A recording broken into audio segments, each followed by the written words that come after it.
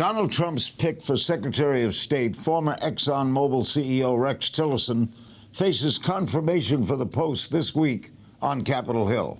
Senators from both sides of the aisle are peppering the nominee with questions about his business dealings with Russia and about President-elect Trump's foreign policy views. All of this plays out while claims of unverified reports that Russia has compromising information on Trump, and that's making headlines around the world. What's the latest, and what does this all mean to America's diplomatic and intelligence communities? Let's begin there with Joel Rubin, president of the Washington Strategy Group and a former Deputy Assistant Secretary of State.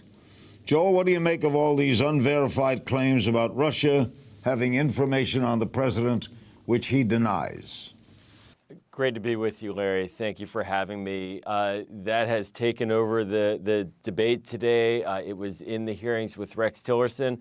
And I think that it's very dangerous to have uncertainty about this question. And right now we're witnessing a real clash between the president-elect and the intelligence community. It's bleeding out into leaks. The president-elect has a good point in saying that he does not like the leaks. At the same time, he has been taking shots, essentially, at the intelligence community for a number of months about their work. So this is damaging for American national security to have an intelligence community and a president-elect at loggerheads. In terms of the report, if we don't have the clarity of the answers of these questions and have clear answers, then it's going to continue to hover over the president-elect in the months ahead, and that could be harmful as well. Donald Trump says he has no connections in Russia, has no business in Russia, owes no one in Russia, no one in Russia owes him, and this is all fake news. Yes, and he has made a fair case, and it's important for him to assert that. The counter to that is that people will ask him to, and there have been calls even today at the press conference for him to release his taxes, to prove that and demonstrate that. And in addition to that, there have been statements in the past by his children, who are, of course, officers in the Trump organization, that they do have Russian investment in the organization. So it's very unclear. And what this does is, for example, puts people like Rex Tillerson, the Secretary of State nominee, on the hot seat. And today he had to answer many questions about Russia. And it was clear that he was going back and forth about how the U.S. would engage Russia in the Trump administration. And it's going to be very difficult for him to communicate that time and again if we don't get clarity on what the actual truth is about the ties. Why do you think he won't release his tax returns? Well, he's making the argument that it's under audit, and it's, again, a fair argument to make. But every president, every presidential candidate, in fact, for going back 4 or 5 decades now, has released their taxes. And there are years that are no longer under audit. So it's unclear as to why he's not. And by not answering that question and not providing that information, it leads to bipartisan calls for ethics investigations, potentially, of the Trump administration, of the president-elect. If he's not careful, that's where this is heading. And there was a very negative reaction as well to his proposal today to hand over the Trump organization management just to his sons and to not fully divest from it. Bipartisan ethics officials from the Bush administration, as well as the Clinton administration earlier, have said that that's not going far enough. And these issues are going to continue to dog him. He can't get rid of them until he's able to clarify and make it clear in black and white about what his interests are. Every president-elect is given that 100 days, enters with high popularity. They've just been elected. And his is at 37%. How do we deal with that? Isn't there some concern? Is he going to be given the time to do something? Well, we'll know that when we see what the Republican Congress does and how it reacts. And again, looking at today's hearing with Rex Tillerson, it was very interesting. The Republican senators focused on Rex Tillerson. They did not talk about the president-elect or about his future national security policy. And so it's already clear that they're separating a bit from the president-elect. And as you say, Larry, having that low approval, below 40% heading in, that is significantly low. That's nearly half of what President Obama had 8 years ago prior to his inauguration. So there's not a lot of political support buttressing Donald Trump right now. And if Congress moves away from him as well, it's going to be very difficult waters for him in terms of moving his agenda forward in the near term. Breaking with precedent, the Trump team apparently is requiring all politically appointed U.S. ambassadors to leave their posts by Inauguration Day, no exception. That's going to leave empty ambassadors in Britain, France, Israel, lots of places. Some of the most sensitive ambassadorships and the most important relationships that we have, like you mentioned, Israel, the United Kingdom, France, we are talking about key cornerstone partners of the United States. And so the president politically appoints people to those ambassadorships. In addition to that, and those are about 40 of them, there are about 120 or so career State Department officials as well at ambassadorial posts, but they're not going anywhere. But those 40, they have to pack their bags. And typically, especially those who have young families, those ambassadors are given a several-month grace period to stick around and let their kids finish school. That's not happening in this case. And it does send a signal to our allies that there is a new president.